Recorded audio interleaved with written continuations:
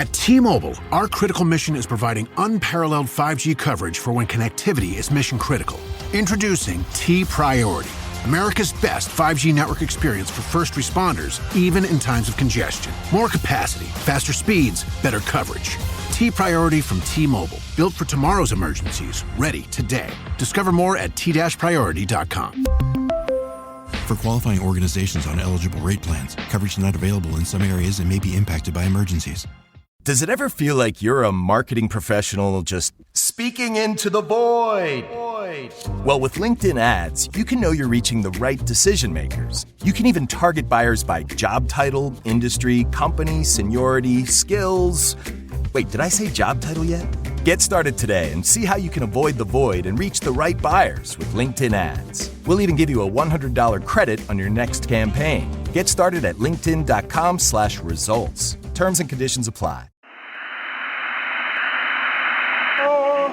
Wonder-working power in the precious... Incredible as they seem, are not the results of mass hysteria.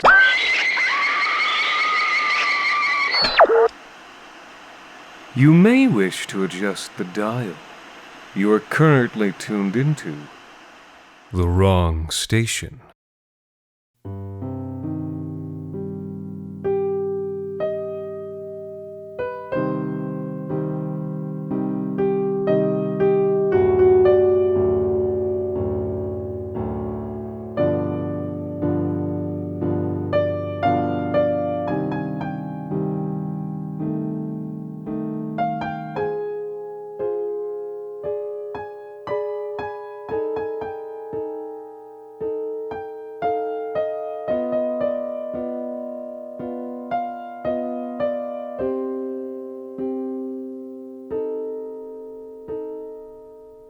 Hunting is not as simple as it once was.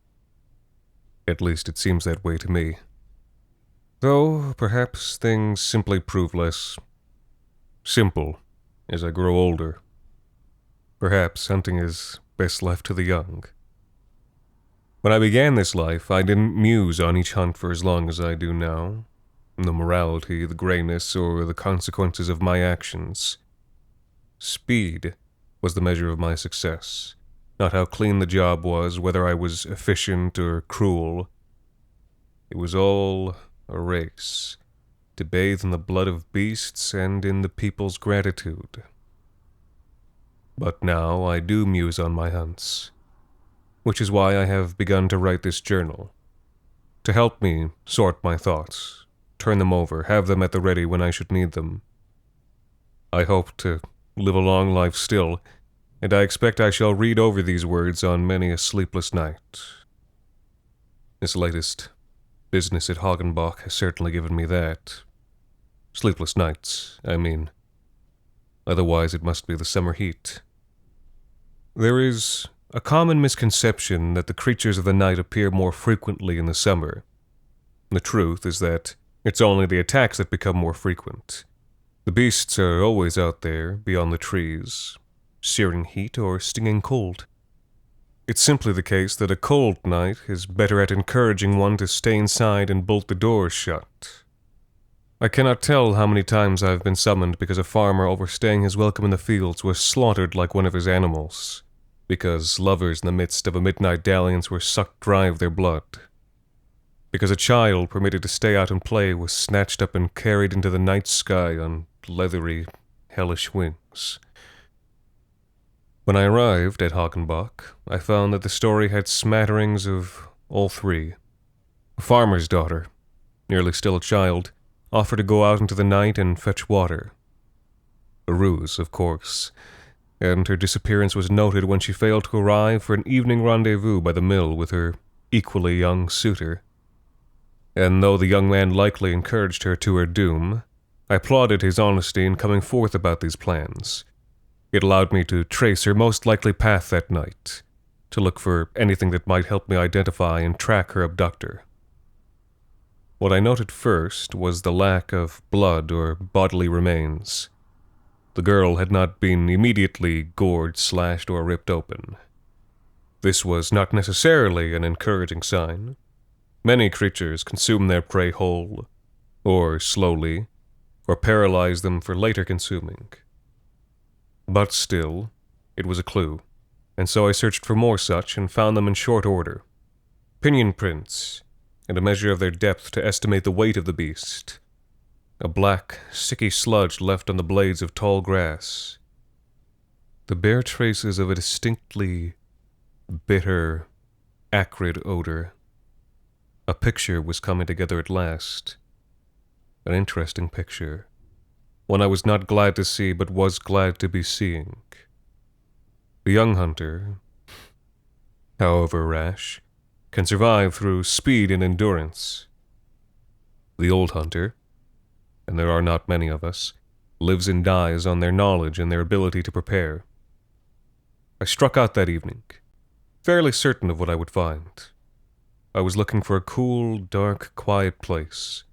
The creature would not be out stalking 2 nights in a row. It had captured prey the night before and would now be attempting to digest in peace. It wasn't very long walking through those woods before I heard the soft whimper, a ways beyond the tree line, coming from the ruined shell of a forest shrine dedicated to Estrilla, a remnant from the days of the Zirmar dynasty. The darkness and seclusion of this old wayfarer's temple was exactly what I sought, and the weak cry I heard confirmed that the creature was there and was, indeed, what I had guessed it to be. A bile fiend. How shall I describe it in words? A beast with pitch-black skin, 6 pinioned legs, and an upper torso with man-like arms ending in razored claws. This one was about 9 feet tall and 12 long, a smaller one. And, of course, the defining feature of the bile fiend, its mouth, if you could call it that. The bile fiend has no face, hardly even a head. No eyes, ears, or nose. We still debate how exactly they sense their surroundings. No. In place of such features, this beast has a flat surface on its front side extending from the head to midway down the torso. This surface is highly corrosive, and anything unfortunate enough to be preyed upon by the bile fiend finds itself seized by sharp talons and then pressed up against the surface. There it becomes trapped, slowly melting into a dark pitch that the creature seems to absorb as sustenance. That's the state the girl was in when I found them, weakly whimpering, her arms and legs already fused into the caustic surface. The fiend took note of me before she did, shuffling to face me as I stepped into the rubble of the ruined shrine. It was then that the girl saw me. Her face came alive with hope. She tried to mouth words that she was too weak to say. Praise to the gods. A call for help. I do not know now. For that is when I struck. I bounded forward, knowing that I had a second's advantage as the fiend would be sluggish and unbalanced while glutting itself. In this decisive moment, I thrust my partisan through the girl and through the creature's center of mass. My choice of weapon proved wise, as gall and boiling black blood sprayed from the fiend, melting both the spear's haft and the protective gloves I had donned. Luckily, it seems as though I'd pierced the girl's heart and killed her instantly, sparing her the torment of being boiled and melted down to bone whilst alive. Could I have saved her? It's possible. I could have fought the bile fiend in a battle of attrition, hacking limbs and killing by less direct means. Then, slowly sawn the girl from her prison. But that would have been risky. One misstep, one errant spray of blood would be death. And it's hardly a life for a young woman to live, being half melted away. So I did what was easy and safe, and the creature is slain all the same. The lie to her parents came naturally. The girl was dead when I found her. It is a story I've told many times. But that is not to say that I enjoy telling it. That I don't dwell on it. I think that's enough writing for now.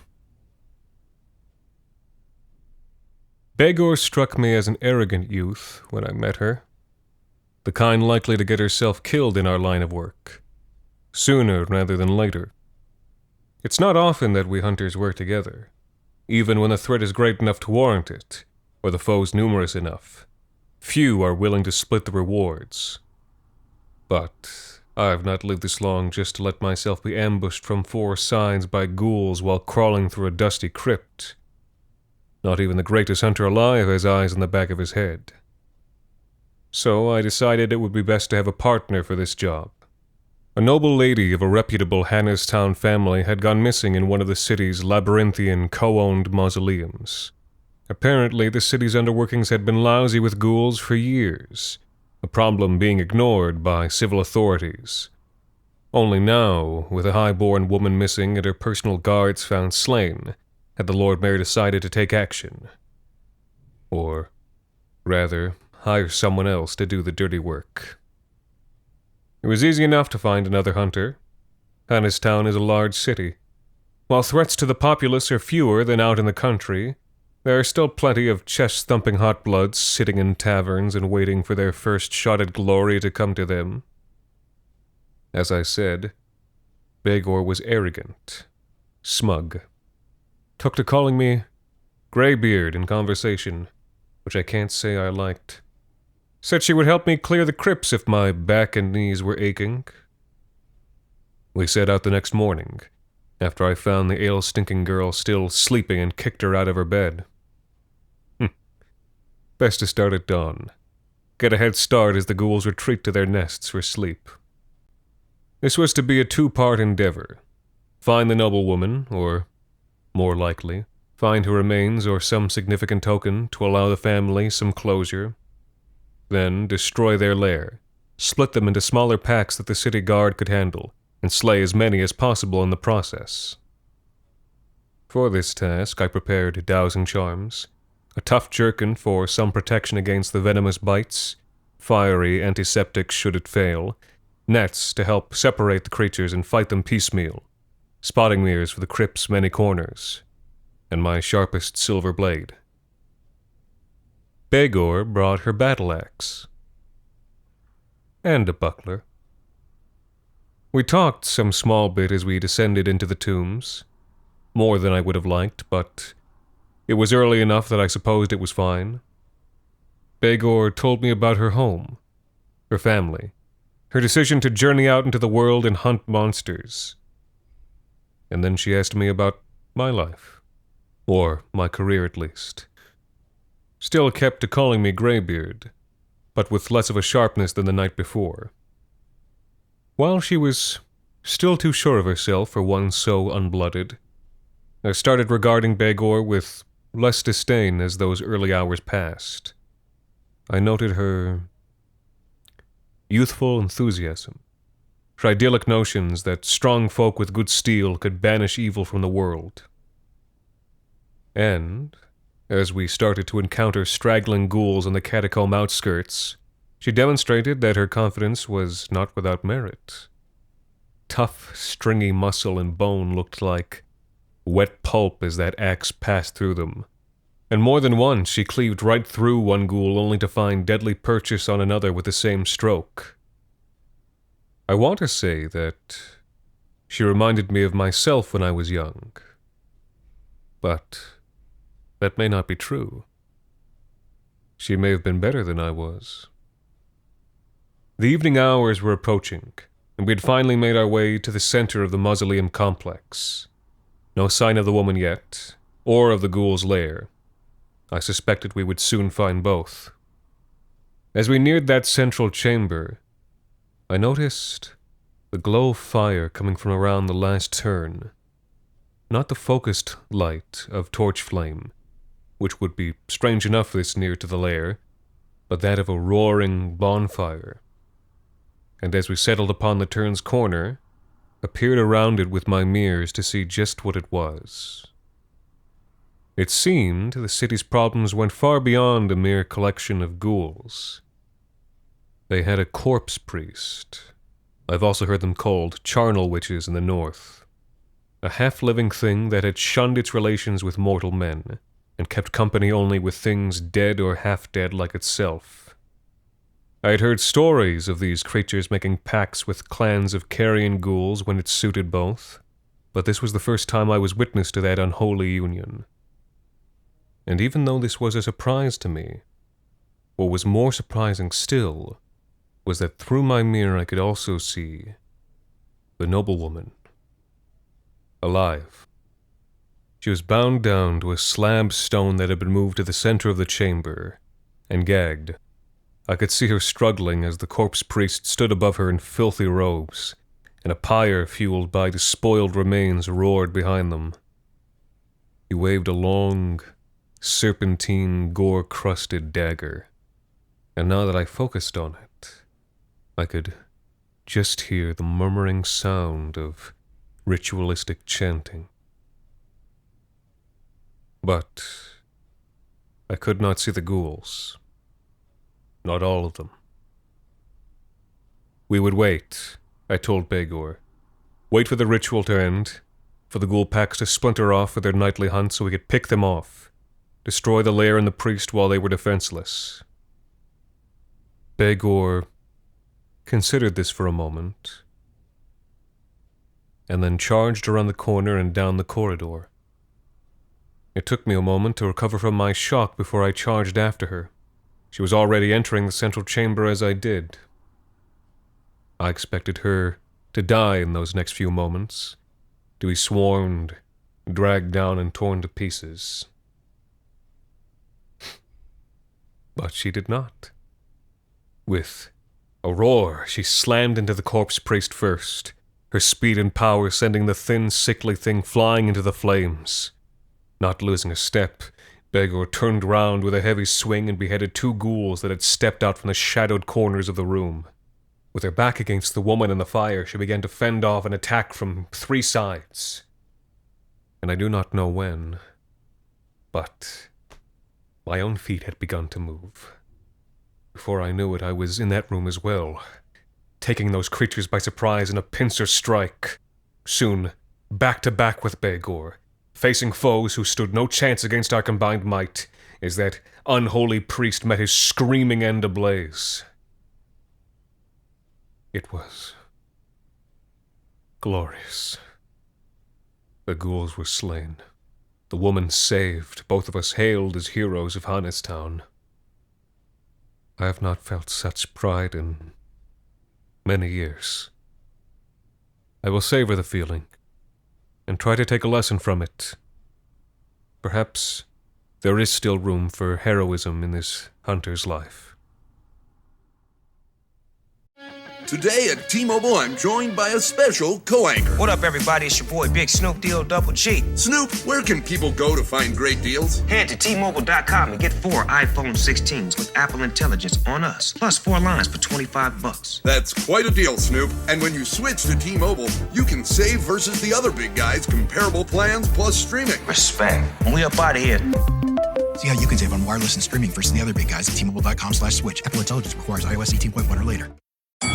Saturday presents, in the red corner, the undisputed, undefeated Weed Whacker Guy.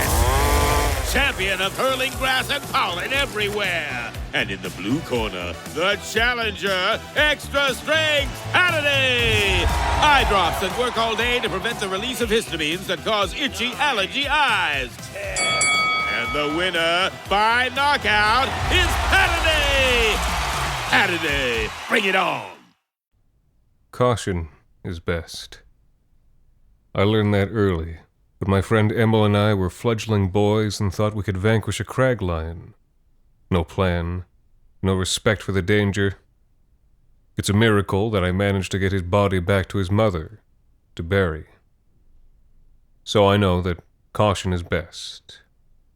I knew that. We were traveling along the Alden Ridge.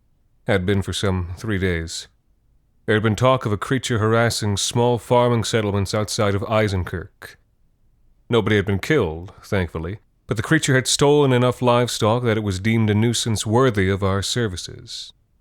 From asking around, it sounded like it was a vyre, and from further investigation, it sounded like it was a blue-winged vyre.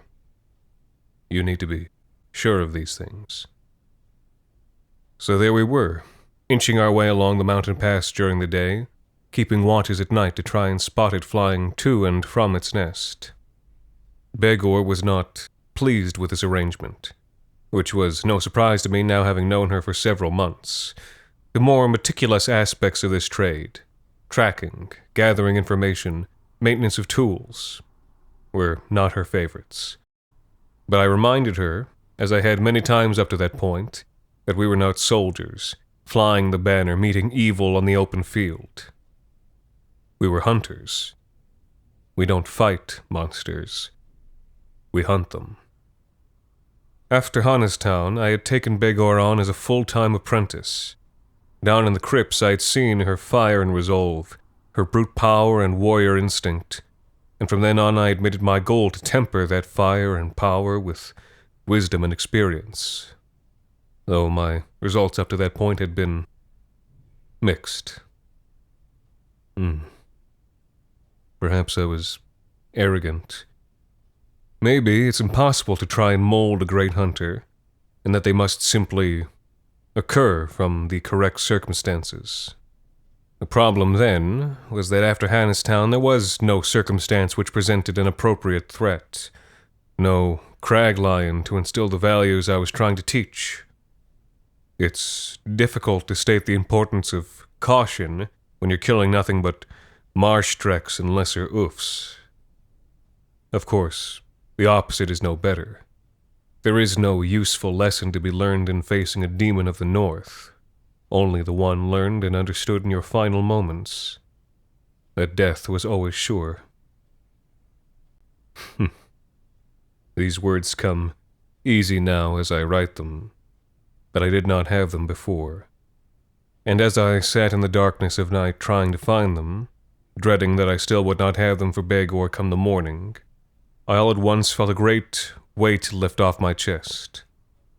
For in the distant horizon, barely at first, and then more distinctly, I spotted the creature flying southeast toward the Eisenkirk farmlands. I'd seen its course, which meant we could find its nest when it made the return trip, which meant Begor's grumblings and my failed lessons could wait another day. I thought. I hoped. Hours later, shortly before dawn, we were upon the Vyre's nest. With good pace, we'd made it to the approximate area, near enough that when it returned, with the prize hog clutched in its claws, estimating its precise location was trivial. It had made its home high up along the ridge, in the middle of a sharp outcropping which we looked down on from the tall rocks encircling it. As we crawled up the last few steps, the Vyre was still gorging itself on the hog. Its back was turned, but I could hear it taking careless, messy bites. I knew its grinding teeth and gaping mouth were scooping up flesh, organ, and bone without discretion. A blue-winged Vyre. Not a problem for a seasoned hunter, but you don't want to suffer its bite. Let it finish eating, I said. It'll go to sleep when the sun rises and we'll climb down for a clean kill. Begor wouldn't have it. The creature's there, we are here. Let's kill it now and be done. But this wasn't like the crypts. There was nobody in danger, no sacrifice or cost for waiting. No, this was just impatience and pride. But Begor did not wait. Why should she have? As far as she knew, she was invincible. And so she slid down into the outcropping before I could calm her down, battle-axe drawn. And as the Vyre took note of her presence and turned around, my breath stopped and my heart crashed. For the creature shrieked and spread its arms wide, revealing that the membranous skin of its wings was not blue. It was a sickly yellow-green. Even if I could have screamed a warning, I wouldn't have. It was already too late for Begor, and I couldn't afford to give up my position. Before she could even step within range to strike, the Vire unhinged its jaw, and a gout of flame, that same shade of green, erupted from its belly. She was dead before her charred bones hit the ground. I hid for several hours as the Vire patrolled its territory for other intruders, and very luckily it did not find me. After that, it went to sleep and I climbed down for the kill. The clean kill.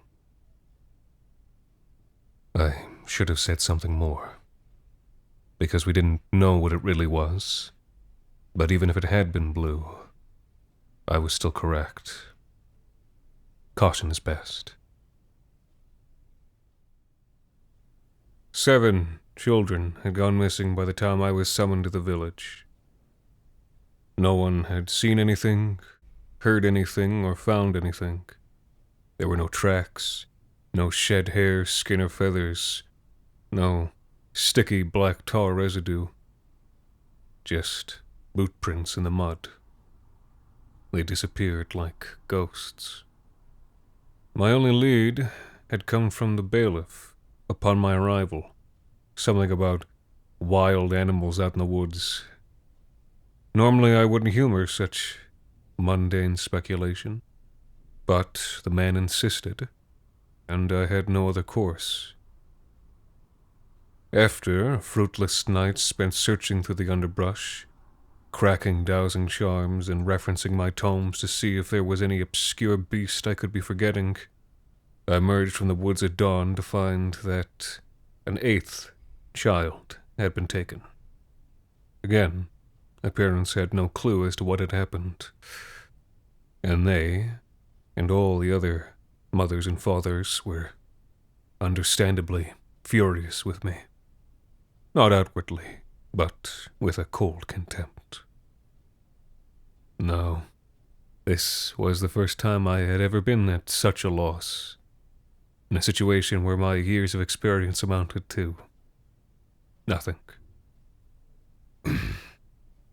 But I was still prepared for even such a case as this.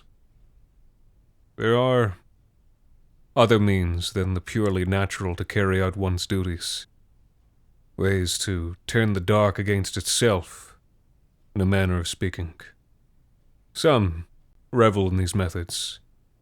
I had always eschewed them, but I did carry one particular bauble, to be used only in the utmost extreme of circumstances. And with 8 children gone without a trace, and no guarantee I could protect a 9th or a 10th, this proved such a circumstance. At twilight that same evening, I left my lodging to stand under the moonlight outside the home of that 8th child. I did not tell anyone this. When the bailiff had asked where I would be searching that evening, I told him that I would try the woods again. This seemed to please the man. Checking one last time that there was nobody to see what I was doing, I pulled the thing from my satchel. A small glass bottle, dipped in wax to prevent any light from getting in, and caged with iron to keep it from breaking. Holding my breath, I undid the metal latch at the bottle's mouth, uncorked it, and emptied its contents onto the ground. It had the appearance of a luminous blue smoke, but it poured from the bottle with the consistency of thick syrup, and when it touched the earth it did not spread, but clumped together until there was nothing left to pour from the vessel, whereafter it began to coalesce. I'll admit that I did not know what to expect. The bottle had been passed on to me by an older hunter years ago, and all they'd told me was that the creature inside would be drawn to the scent of fresh despair, that of the living, and more strongly to that of those recently passed. It was small. I shouldn't have been so surprised, given the size of the bottle, but I had also not expected it to conform so neatly to such laws of space. A tiny, almost human-like thing, with limbs too scrawny for its torso, and a head too big. A head that was almost all mouth, save for a hoggish snout, still glowing dimly with a pale blue light. Stretching itself, and breathing in deeply of fresh air for the first time in who knows how long, it set to its task with little pomp and much vigor. It made short, aggressive snorts and chomped at the air with a ferocious hunger, beginning to crawl westward. I followed. We traveled slowly, though quick as the creature's legs could manage, and we did not go into the woods, or to the river at the village's edge. No. We passed open farmland and tall grass for some time, until it became quite clear that our destination was a house. A somewhat large house, not very far from many of the others in the village. We made our way to the back of it, to the entrance of some kind of cellar. The thing sniffed at this cellar door, then let out an excited yelp, and before I had a moment to assess the situation, the creature dissolved back into thick mist and made its way in between the wooden boards and cracked stone. Having no reason to doubt it, I broke through the door, secured with a heavy padlock but made of old, rotted wood. I doubted I had much time to act. If whatever I sought was down there, it would soon be alerted by the small blue thing. With my sword in one hand and a lantern in my other, I slowly descended down the stairs. My mind raced and my heart pounded, though I tried to steady them. What was it? Lycanthrope? Doppelganger? I had to be prepared for anything. The glint of an axe. I saw it a half-second too late from the shadows to my right, and it came down hard on my sword arm. The blow was clumsy, but it accomplished its purpose. I felt bones break beneath my mail, and the hot rush of blood. My sword fell, and I swung wildly with the lantern as I grimaced through the pain. My swing found something. The lantern broke, hot oil and flame splashed out, and an ugly scream filled the cellar. I could see him now, as fire took the loose straw in the wood of the cellar floor. The bailiff, nursing the now burnt ruin of the right side of his face and neck. I took hold of the sword with my left, and drove it through his gut as he whimpered pathetically, and he did not burst into flame or melt into a writhing true form. He bled like a man, and I had only a moment. The flames were spreading quickly. A moment to see what this man had been doing. A moment to see that little blue thing, bloated, rolled on its back, kicking the air, cooing with satisfaction, having feasted on its favorite meal while it had been out of my sight. I couldn't even stay to watch it all burn. I tire of this. I tire of writing this with my left hand. I tire of all of this. This will be my final entry in this journal, and writing it shall be my final act as a hunter. The time has come for me to retire, and perhaps, years from now, when I reflect on the whole of my life, I will look at it again. I still find it hard to believe that it was only a few days ago when I ventured into the Keller Valley to seek out the siren who calls it home. She had been a bane on these lands for many years, and many a fool seeking to make their fame had descended into the valley to try and take her head. I was only the latest such fool. Oh, not for fame. No. There is one other reason one chooses to travel to that cursed place. It's an old hunter's tradition, you see. When one of us has come to their time, is no longer much use. They make their run at the siren, to try and do some last good, or to at least die on your feet while attempting a final, noble act. And me, an old one-armed cripple, it seemed like my time. There's not much one can do to prepare themselves for combat with a siren. Theirs is an assault upon the mind and soul. Armor is no use, nor are any sophisticated tricks. One simply brings good steel, what will they can muster, and a charm to ward off their seductions. Some offer prayer to their gods, if they need that comfort. She must have known I was coming hours before I made my way to her lair.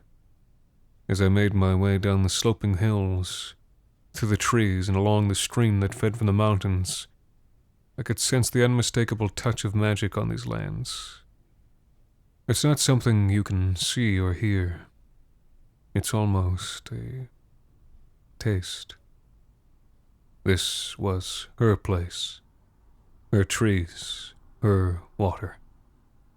I cannot say whether it was the trinket around my neck that kept me safe, or if the mistress of the valley was simply curious to meet her visitor. Though, as I passed another ruined and ancient shrine to Estrilla, so similar to the one I had seen months before, my guess leaned towards the latter. She was waiting for me at the lowest point of the vale, where the water collected into a small, shallow lake. This water was so pristine that when I looked down into it I could see the bones of dozens of hunters long dead, as though I were looking through glass, their flesh gone, and their tools and trinkets still glittering. And as for her, well, she was even more beautiful than the stories said, floating out in the middle of the lake, seeming to both be standing on the water and a part of it at the same time, draped in a gown as crystal clear as that pool that gently dripped and dripped. There were no words exchanged between us. I don't even know if she spoke a human tongue. She simply tilted her head, offered me a bemused smile, and began to glide across the water toward me. And as I waded into the water to meet her, my body froze. I looked down and saw that water had begun to twist and crawl up my body. It formed into winding tendrils that made their way up my torso and took hold of my neck and arm.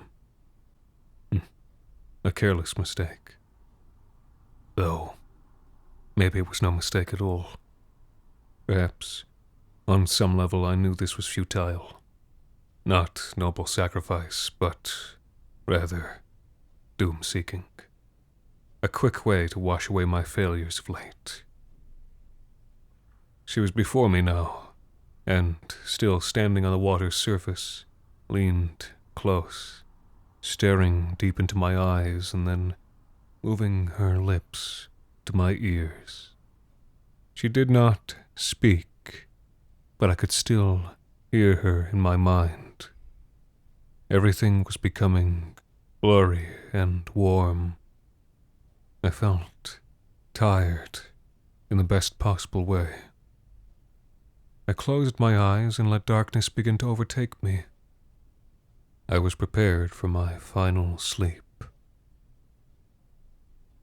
But then, as the light was going out, something ignited within me. Was this truly it? Had all my struggles, my accomplishments, the lessons I'd learned and taught truly led me to this meaningless end? Hunter, hero, call me what you will. I know what lies within me, what it takes to overcome evil in the world. And I knew how my story was to end. And so, I became suddenly filled with a resolve not to die. Not in this place and at her hands. A fiery will overcame me and my eyes shot open. The siren hissed and recoiled, her concentration breaking, and her grip on me with those watery tendrils loosening for just a moment. Just enough time to muster my strength and plunge my blade into her vile heart. She faded into the lake with a soundless scream, and the water around my neck and arm lost its form and gently fell down my body. It was quiet, save for that gentle drip of water. I had done it. I had slain the siren of Keller Valley, and now returned as a legend. They sang my song from Hannestown to Hagenbach, and they shall sing it for years to come. There was a feast and drunken revelry. Begor was there, and Emil. And now I shall retire in well-earned peace, and live out the rest of my years without want or care. A quiet life, a warm life, soothed to sleep each night by the gentle sound of dripping water. I can hear it now. This is the life I always wanted.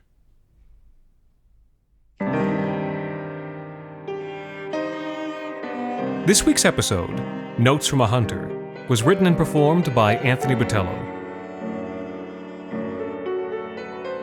The Wrong Station is made possible with the generous support of our listeners on Patreon. Thank you to David Parker, Gary, John Nemisek, and Will Roberts for helping us keep the lights, well, off. You can also support us by leaving a rating and review on iTunes, or wherever it is you listen to The Wrong Station. The Wrong Station is co-produced by Alexander Saxton, Anthony Botelho, and Jacob Duarte Spiel, with music composed and performed on the piano by Ilan Citrin, and arranged for the viola and performed by Viola Schmidt. You can follow The Wrong Station on Twitter, Facebook, and Instagram, and email us at thewrongstation@gmail.com. And until next time, thank you for listening.